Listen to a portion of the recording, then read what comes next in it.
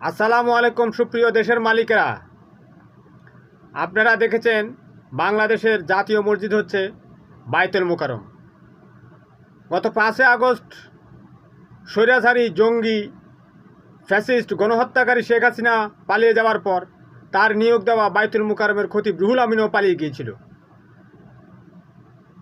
সে এতদিন পলাতক অবস্থায় থাকার পর এখন ইসরায়েলি নামাজি লীগ নিয়ে আজ দুপুরবেলায় বাইতুল মুকাররমে ঢুকে পড়ে। তাদের আগেরই প্রস্তুতি ছিল বাইতুল মুকাররম মসজিদের ভিতরে মারামারি করে বাংলাদেশের মানুষকে তারা বার্তা দিবে এই দেশে শান্তি নেই। আসলে এরা ফিলিস্তিনের আল আকসা মসজিদে যেরকম ইসরায়েলিরা হামলা করে, ঠিক তারা সেই রকমভাবে বাইতুল মুকাররম মসজিদে হামলা করেছিল। এ সমস্ত সন্ত্রাসীদেরকে অবশ্যই মূলোৎপাটন করতে হবে।